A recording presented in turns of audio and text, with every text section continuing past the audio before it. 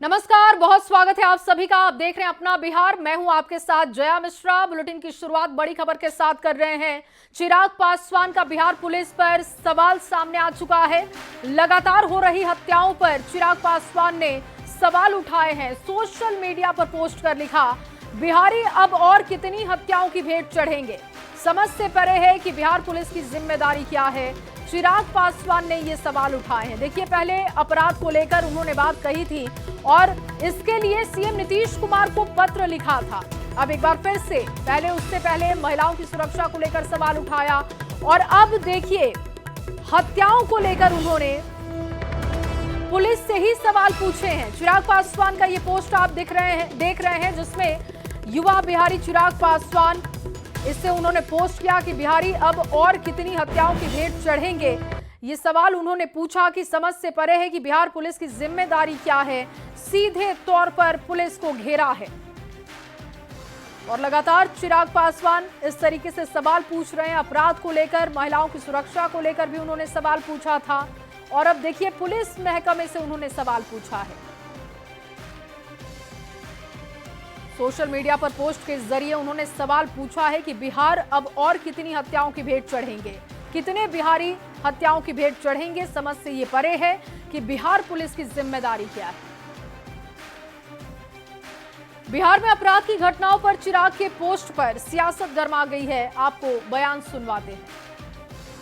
कहा देख, बिहार के हाल के दिनों में सरकार को बदनाम करने के लिए अपराधियों की बढ़ती सक्रियता के संदर्भ में बिहार पुलिस की कार्यशैली पर उनके द्वारा प्रश्न उठाया गया है, जिसका आशय यही है कि बिहार पुलिस अपने आप को अत्यधिक सक्रिय, सकारात्मक और मुस्तैद होकर अपराध की रोकथाम के लिए श्री पासवान जी का इससे अन्यथा और कोई मतलब नहीं। अब लोग स्वतंत्र हैं कि अपने अपने मन से इसका क्या क्या माने निकालते हैं। देखिए, केंद्रीय मंत्री आदरणीय श्री चिराग पासवान जी को स्पष्ट रूप से ये दिख रहा है कि बिहार में अपराधी राज कायम है। अपराधी बेखौफ होकर बेलगाम है। सरकार का इकबाल समाप्त हो गया है या नहीं। इसके बावजूद अगर वो सिर्फ सोशल मीडिया पर सवाल खड़े करेंगे तो इससे जनता भी कंफ्यूज हो जाएगी। अगर केंद्र सरकार में है, एनडीए में है, तो उनको बिहार की स्थिति पर स्पष्ट रूप से अपनी मंशा बतानी चाहिए। आदरणीय चिराग पासवान जी गठबंधन के वरिष्ठ नेता हैं और लोकतंत्र में हर किसी के पास अभिव्यक्ति की आजादी है, चाहे वो हमारे विरोधी हो या सहयोगी। आदरणीय नीतीश कुमार जी ने जब से बिहार में सत्ता की बागडोर संभाली है, कानून के राज की स्थापना की है। क्राइम और क्रिमिनल्स के साथ नो कॉम्प्रोमाइज की नीति है। तो सरकार की मंशा या सरकार के इकबाल पर सवाल उठाना गलत है।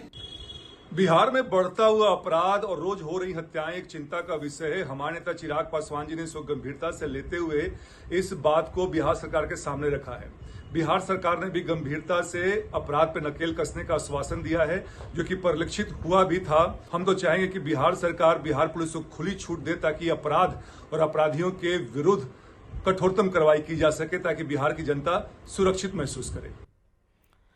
और वहीं बिहार में अपराध की घटनाओं पर चिराग के पोस्ट पर सियासत सुलग चुकी है। चिराग पासवान ने बिहार में बढ़ते अपराध को लेकर बिहार पुलिस पर सवाल उठाए हैं। जेडीयू के मुख्य प्रवक्ता नीरज कुमार ने इशारों में चिराग पासवान पर हमला किया। नीरज कुमार ने गृह मंत्रालय के आंकड़ों के जरिए निशाना साधा है। आपको बयान सुनवाते हैं। कि केंद्रीय गृह मंत्री अमित शाह जी का विभाग है गृह मंत्रालय, 2022 के आंकड़े भी इस बात के गवाह है कि बिहार में अपराध का दर नियंत्रित है, अपराध का दर घटा है। और एक ही उदाहरण काफ़ी है कि 2024 का लोकसभा चुनाव था, तो 2024 और 2004 एक ही वर्ष का तुलना कर देते हैं। 3861 हत्या हुई थी 2004 में और 2024 में हुआ है 2786। ये आंकड़े हैं, आंकड़े झूठ नहीं बोलते।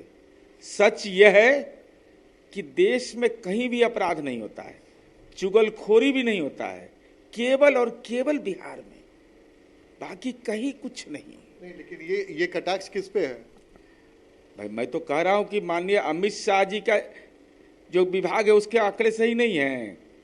नीतीश कुमार जी की सरकार के आंकड़े हो सकता है राजनीतिक रूप से मतभेद कोई रखेगा, लेकिन एनडीए के घटक दल में हम हैं अमित शाह जी के भी आंकड़े सही, मेरे भी आंकड़े सही।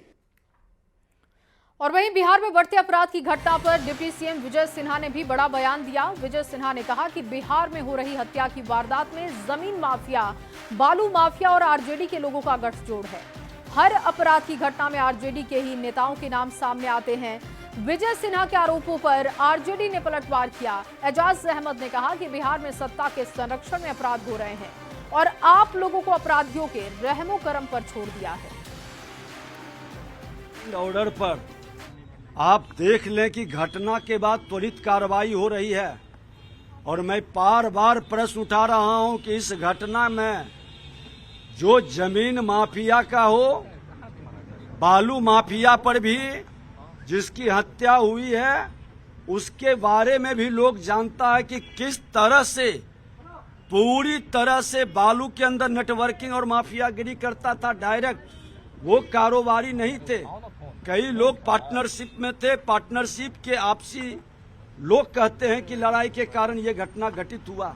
विजय सिन्हा जी, अपराध और अपराध को रोकने की दिशा में सरकार की गंभीरता नहीं होना, सरकार का गंभीर नहीं होना और सरकार के स्तर से वैसे अपराधियों पर कार्रवाई नहीं होना, ये स्पष्ट करता है कि कहीं ना कहीं बिहार में आम जनों को अपराधियों के रहमो करम पर छोड़ दिया गया है। और वहीं बिहार में अपराध की घटना पर कांग्रेस के नेता लगातार बिहार सरकार को घेरने में लगे हैं।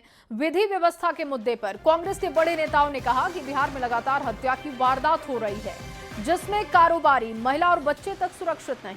कांग्रेस के राष्ट्रीय प्रवक्ता सुप्रिया श्रीनेत से लेकर बिहार कांग्रेस प्रभारी कृष्णा अल्लावरू और महिला कांग्रेस की राष्ट्रीय अध्यक्ष अलका लांबा ने भी बिहार में विधि व्यवस्था को पूरी तरीके से फेल बताया। आज भी दिन दहाड़े हत्याओं का सिलसिला बिहार में जारी है। असलियत यह है कि बिहार की हत्याओं से यह देश दहला हुआ है। ये एक पिक्चर दिखा रहा है बिहार की, ये दिखा रहा है बिहार में दिन दहाड़े क्या हो रहा है।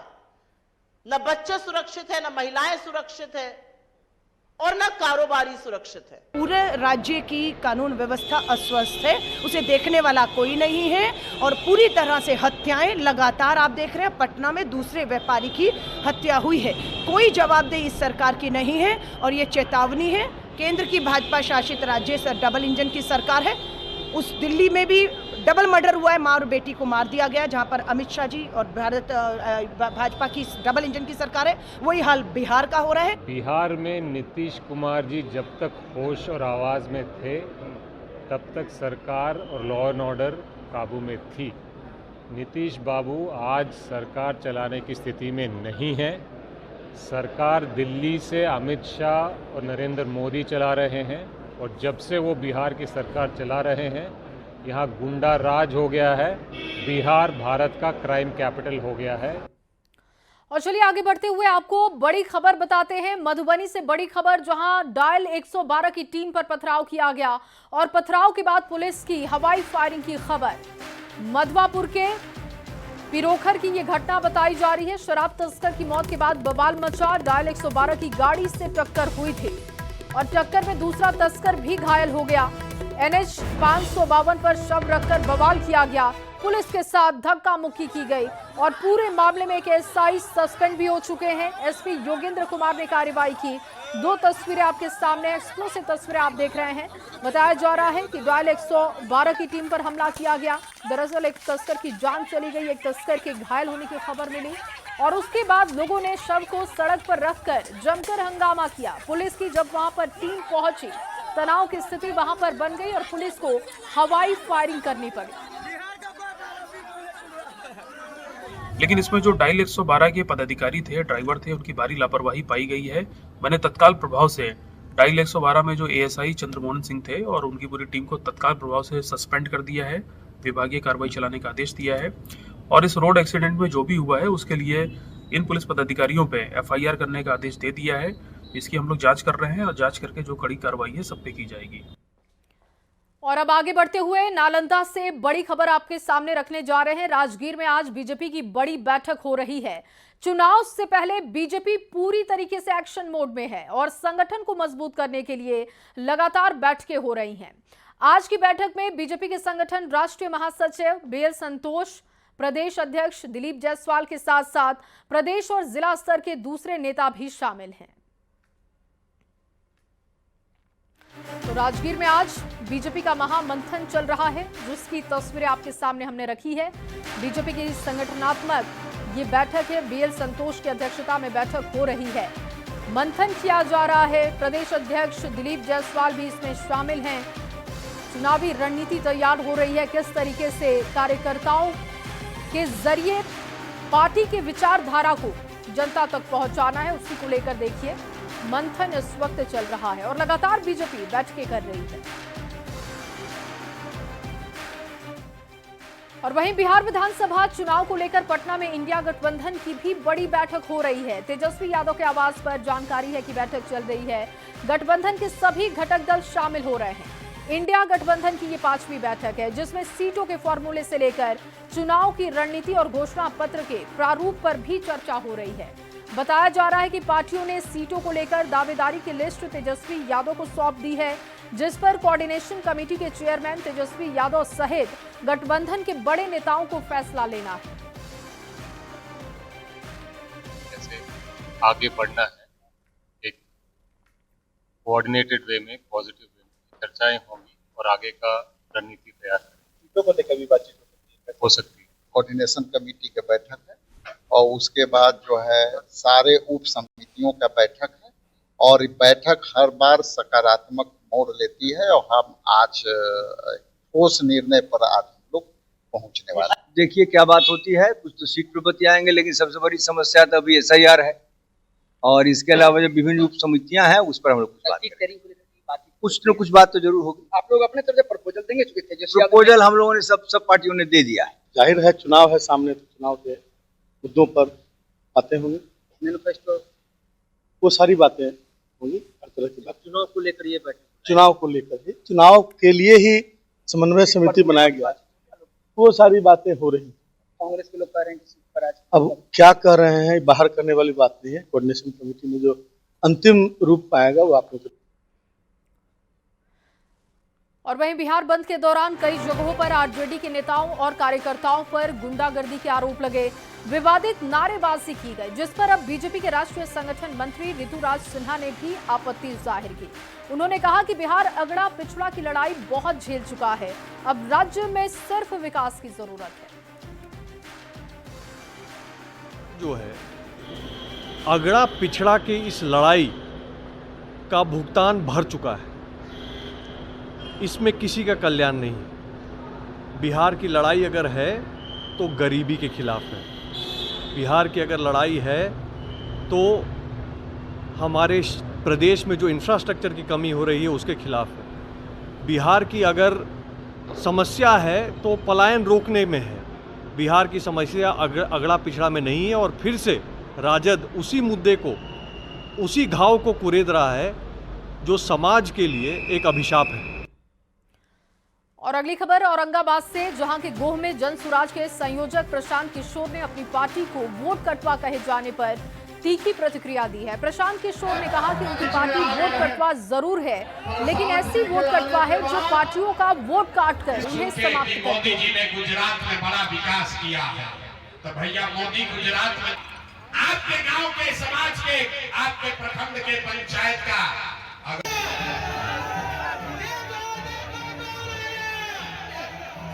कि जनसुराज वोट कटवा पार्टी है, तो भैया हम सुन लीजिए, ऑन रिकॉर्ड कह रहे हैं कि जनसुराज वोट कटवा पार्टी है। ऐसा पार्टी है जो दोनों का वोट काटेगा और दोनों को काट के साफ कर देगा। और वहीं प्रशांत किशोर के इस बयान पर राजनीतिक बयानबाजी तेज हो गई है। रिएक्शन आपको सुनवाते हैं। एक कहावत है, बचनम किम दरिद्रता, यही कर रहे हैं जनसुराज के नेता प्रशांत किशोर। बिहार में न तो जनसुराज पार्टी का कोई अस्तित्व है और न ही प्रशांत किशोर का कोई वजूद, बस मीडिया में बने रहने के लिए जहर उगलते रहते हैं। कौन किस पार्टी को समाप्त करेगा यह तो विधानसभा के चुनाव में पता चलेगा। विदेशी फंडिंग के जरिए राजनीति करने वाले प्रशांत किशोर की असलियत भी सामने आ जाएगी। जनसुराज पार्टी को वोट कटवा की दर्जा दिए जाने से प्रशांत किशोर बौखलाहट में है, और बौखलाहट ऐसी है कि वो अहंकार की भाषा बोल रहे हैं। प्रशांत किशोर जी, बिहार की राजनीति में अहंकार की भाषा नहीं चलती है और आपकी पार्टी में आपके कार्यकर्ता आपके अहंकार पर जो लगातार सवाल उठा रहे हैं, वैसे कार्यकर्ताओं के बारे में भी जरा अपना विचार प्रकट कीजिए। देखिए, पहले दिन से जो बात हम लोग कहते आ रहे हैं कि प्रशांत किशोर जी वोट कटवा हैं, आज उन्होंने खुद स्वीकार कर लिया कि वो वोट कटवा हैं, वोट बंटवा है। अब बस ये बताना बाकी रह गया है कि किसके इशारे पर वोट काटने और वोट बांटने वो यहाँ आए हैं। बस इतना उनको बताना रह गया है। बाकी हम ईश्वर से प्रार्थना करेंगे कि चुनाव के बाद उनका मानसिक स्वास्थ्य ठीक है। भारतीय जनता पार्टी के प्रदेश अध्यक्ष दिलीप जायसवाल ने स्वयं स्वीकार किया है कि हाँ, प्रशांत किशोर पांडे हमारे बी टीम हैं। उन्होंने बार बार स्वीकार किया है और आपने कभी इनकार नहीं किया। इसी से स्पष्ट होता है कि आप भारतीय जनता पार्टी की स्क्रिप्ट के अनुसार पूरी राजनीति का पृष्ठभूमि तैयार कर रहे हैं।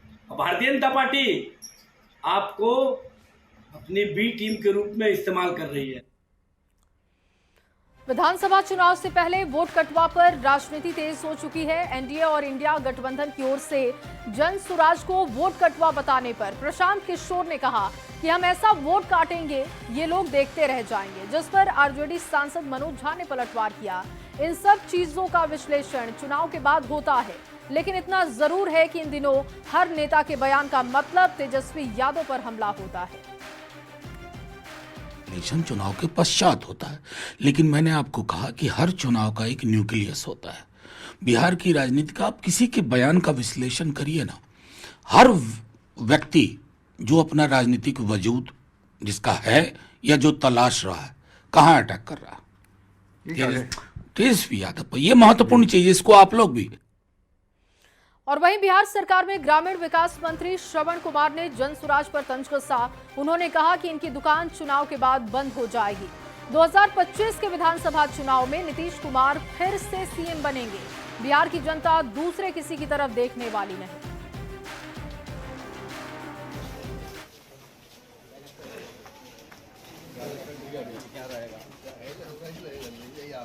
अरे हम तो कहां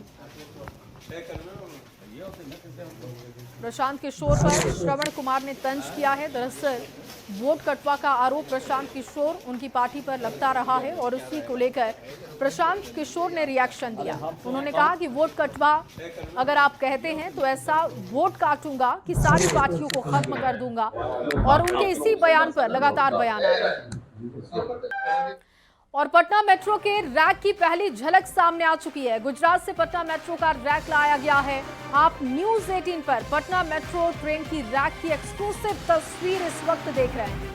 इस रैक का निर्माण गुजरात की कंपनी एल्स्ट्रॉम कंपनी कर रही है। कोच को विशेष ट्रेलर से पटना लाया जा रहा है। पटना मेट्रो में 2 लाइनें और 24 स्टेशन होंगे और इसकी कुल लंबाई 31 किलोमीटर के आसपास होगी।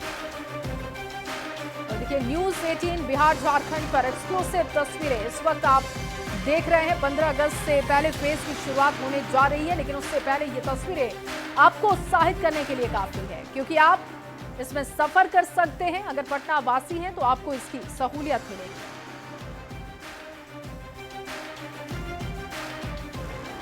और इसी खबर के साथ इस बुलेटिन में बस इतना ही। आप बने रहिए न्यूज़ 18 बिहार झारखंड के साथ।